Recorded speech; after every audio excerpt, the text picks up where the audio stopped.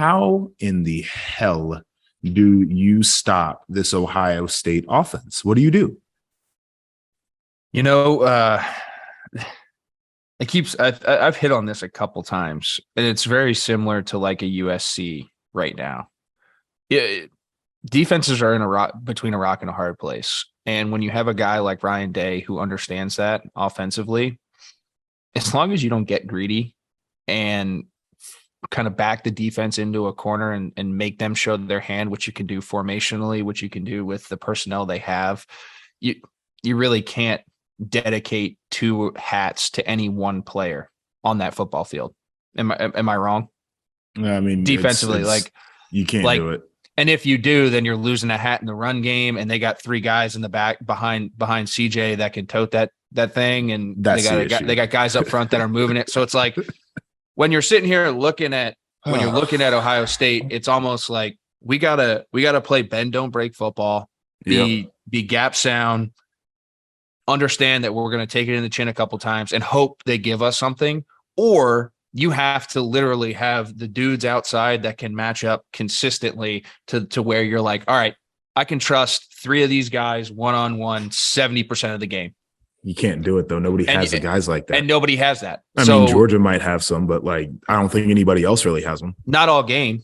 But the thing is if you have those guys, then it allows you to take more risks than the average defense out there from a talent collection standpoint. Like, if you happen to get Ohio State behind the sticks or off schedule, then you can throw something at them saying, all right, guys, we need two plays where you guys hold up on the back end. Right. Yeah. And if you have the guys, you can do that. But it's just ultimately it comes down to the Jimmies and Joes. And then like defensively, you need to be able to just sit there and play sound and play the long game. Because you really offensive football, playing defensive football is hard, and playing defensive football at a high level is really hard. And when you have an offense that can do everything like they can, and to your point, I mean, Jackson Smith and Jigba, who might be the best, if not one of the best college football players in America, has not been a factor really yet. Yeah. Which is scary. So it's nuts. Yeah. I mean, I waffle back and forth on it, because I think they're the two biggest things right now with Ohio State, that it's really a threefold thing that make them so unstoppable offensively. The run game is working, and Ryan Day is committed to running the football right now.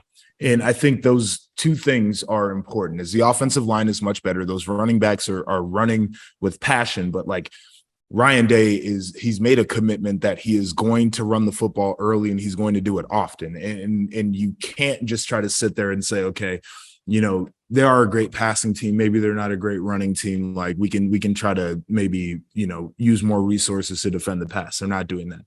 Second thing is CJ Stroud is in his second year as a starter. And a year ago, some of the drop 8 looks, a year ago, some of the blitz patterns that were more exotic made him hold the ball for a beat, or made him a little bit antsier in the pocket. And last year, when he had to get into scramble drill mode, he wasn't a great quarterback. And this year he's a great quarterback regardless of the situation. So it makes it that much harder to defend. And then the third thing, and this has really come on in the last 2 weeks, but Cade Stover playing tight end.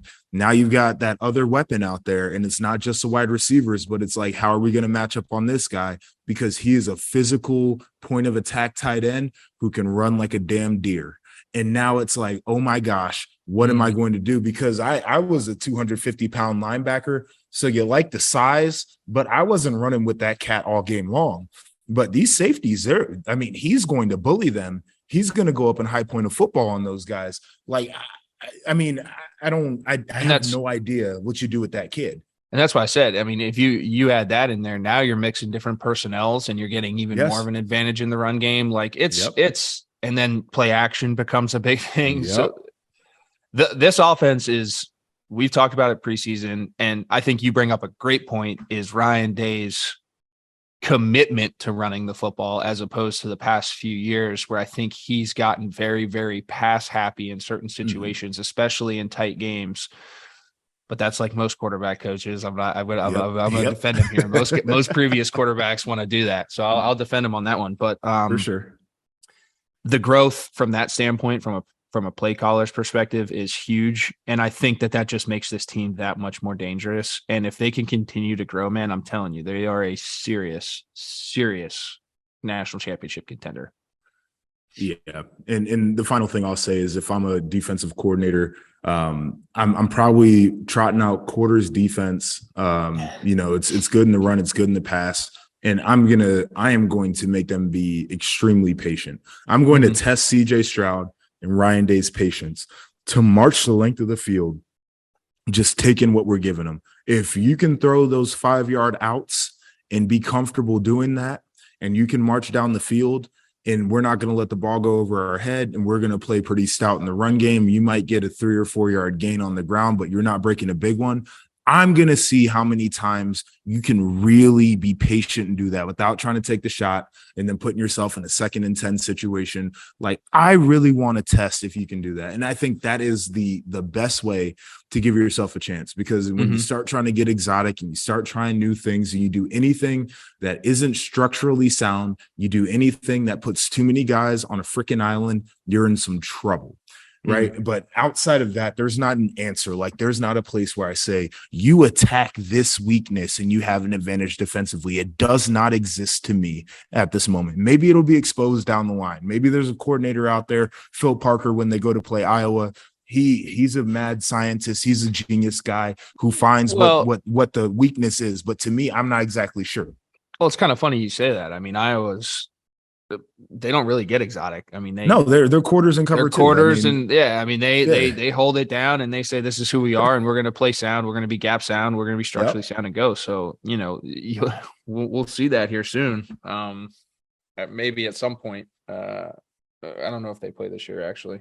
Take that back. But I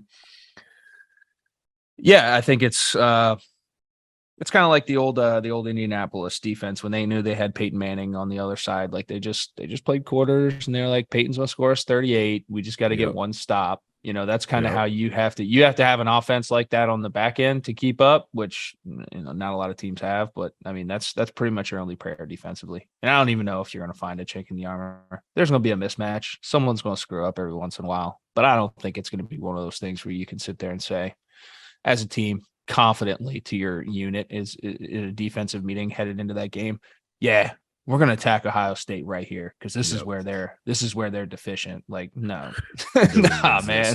Like, we got to go make some plays. Yeah. We're dropping our merch.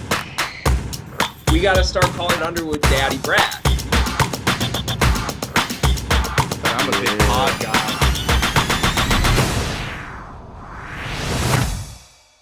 Breaking news. The Field of 68 has an online store, and it's your one-stop shop for the latest and greatest merch in college basketball and college football. You can find shirts to support your favorite team, make fun of your rival team, or boast Field of 68 catchphrases like Daddy Brad, Cussin' and Discussin', and the Star Heels. Go to www.fieldof68.shop today and enter promo code TOUCHDOWN for 20% off at checkout.